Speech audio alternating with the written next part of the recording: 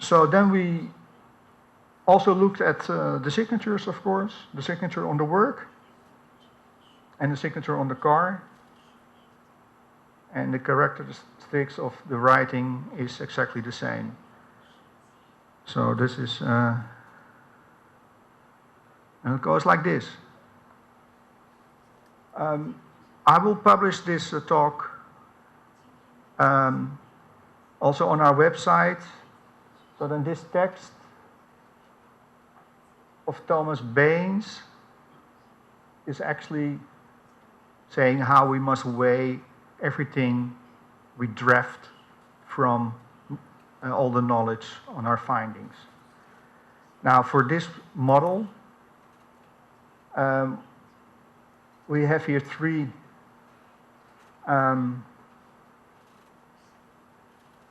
values at which we can say, yes, this object is created by Andy Warhol. And that is, of course, the elements in the paint from the car, the paint from the object, the signatures, and the title of the artwork for Walter is meant, that is Walter Mauer. He was the man who assisted Andy Warhol during the creation of the BMW art car in '79. Now, what I would like to do is to go to internet and show you, in a very short run, if I may, the creation of the art car. Because there's a little film on internet in which we see everything. We see Andy Warhol working on the art car, and we see Walter Mauer. So I'm going to try to see if this works, that it picks it up.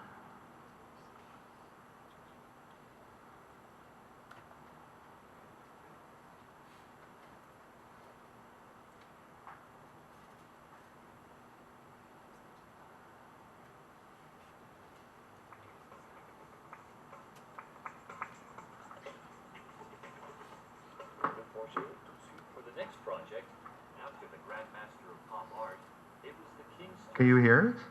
And the king was, of course, Warhol. Et le roi, c'était Warhol. Alors lui, well, what a personality.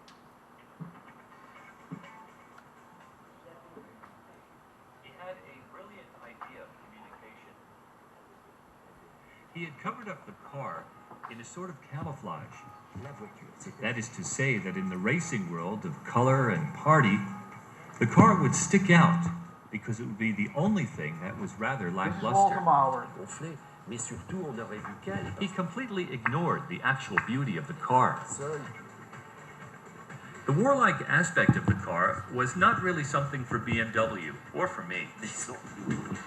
It had a certain sense of humor and irony, rather biting. It was an extraordinary provocation. But how would the public take it? Perhaps they'd be angry. Well, it's true that the world of racing has something warlike about it. But in reality, it's acceptable because it's pacifist. This is Walter Mauer. He's a car in racing. He had the model which was here.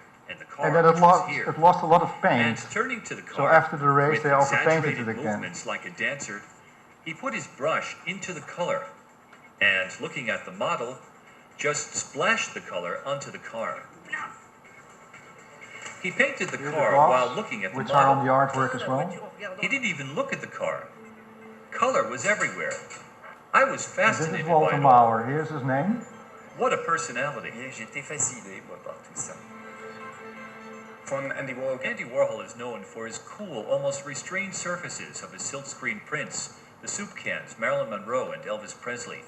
He even used his fingers to work the wet paint in order to give this piece of art a very expressive plastic quality.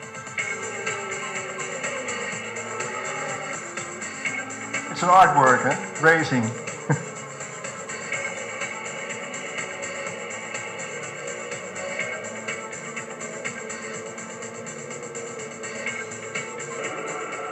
Andy Warhol, he messed up a racing car, and And it wasn't popular with BMW or the people who do the painting, but he did it himself, and actually, strangely enough, it's one of the best things he ever did.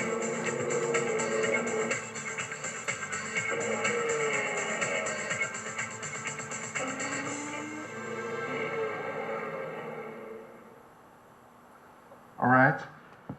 So we identified the brushes, the gloves. Let me see. The man talking here was the former director of BMW, yes. So here you see we identified the same brushes. The gloves, Warhol, the sticks he used and it's something very tricky in that movie because you see all the time seconds, but that was not the paint he used. It was a self-made paint, we found out. And the paint was, of course, not good enough to hold in a race.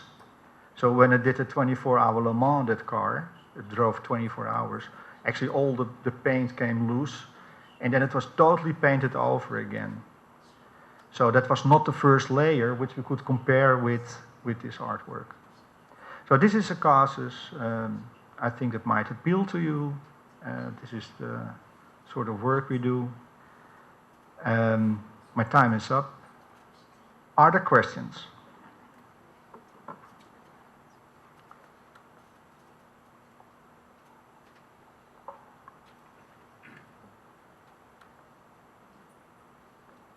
I can, if you have questions in Chinese, it is no problem because I can be translated. So please. Can you actually apply this technique to traditional Chinese ink paintings?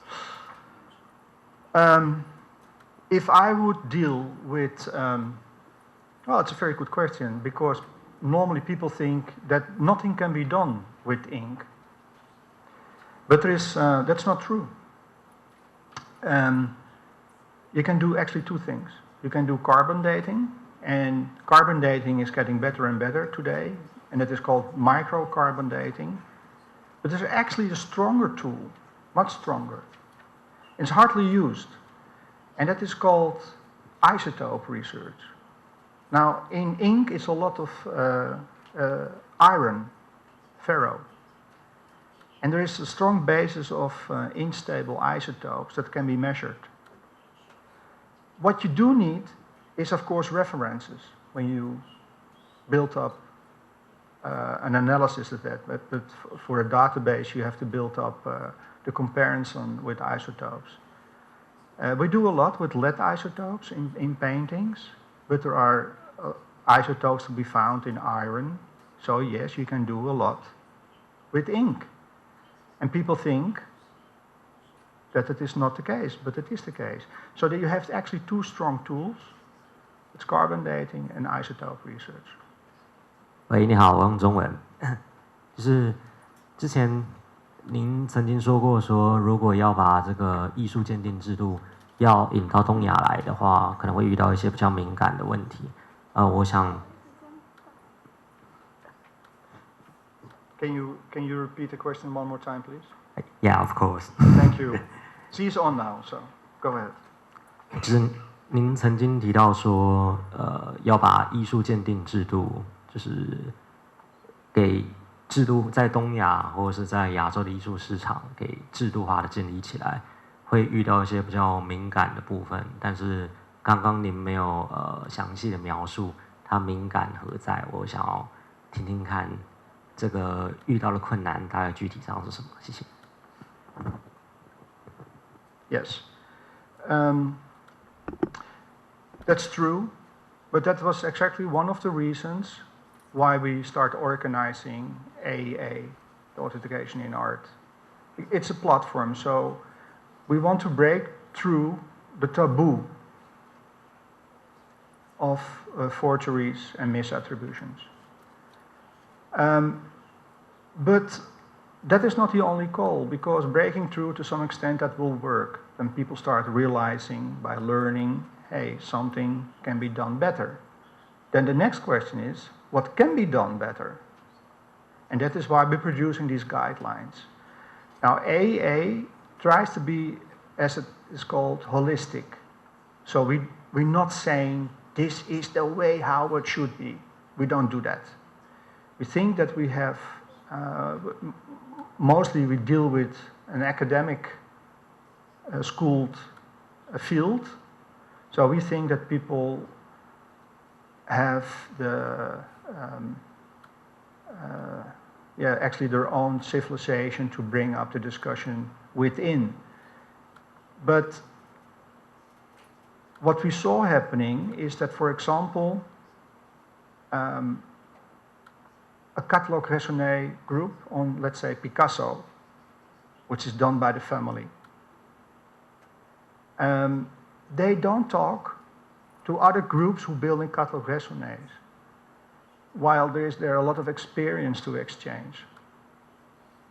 Now, to exchange these experiences, that's why we raised this platform. But at the end of the day, we have to do it ourselves. So AA is not there to replace any court, to replace any catalogue raisonné society. We don't want to replace art historians. We don't want to replace painting conservators. No, we want to communicate and work together. That is what it is about.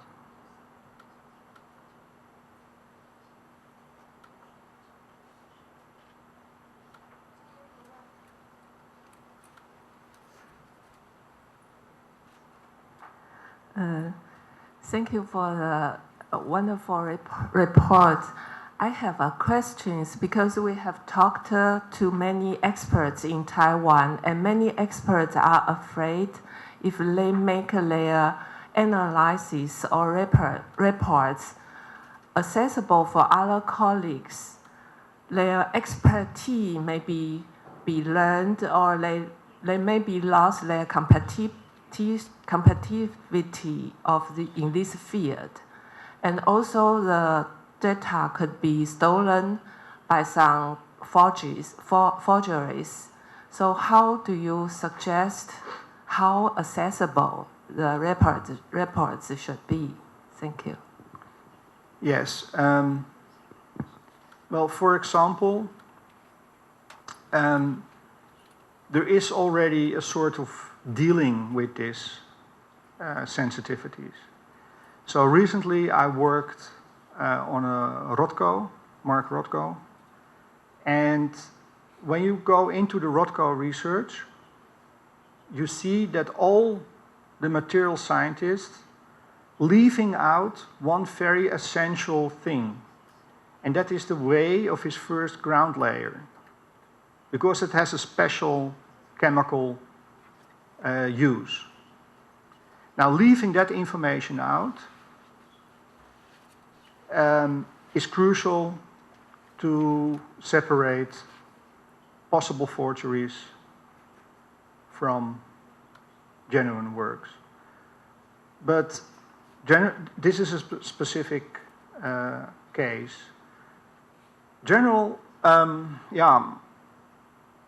It's very difficult because we will always have the challenge of very smart forgers. And I've been working on this huge forgery case on Russian avant-garde together with the FBI and the Bundeskriminalamt in Germany. And we saw there were over 1,500 paintings, and these forgers, they worked for more than 30 years, earning about $3.5 to $4 billion. And the forgeries, the qualities were from very good to very bad. So that means that there is a range of forgers working under instructions. What we also saw is that they bring in these forgeries, these paintings, to labs, to laboratoriums, and they let these labs doing all the analysis. Then it comes back, then there is a report, and they see what is in it and what is not in it. And then they start anticipating on that and making the forgeries better. This means that that is a challenge for us as researchers. You know, we have to grab more and more heavy analysis devices in to tackle the problem. But as far as I may say, and this is of course not 100%, but as far as I can say, I never saw a forgery which meets up all the qualifications we have in the toolbox. And our toolbox is very big in the sense of analytical devices.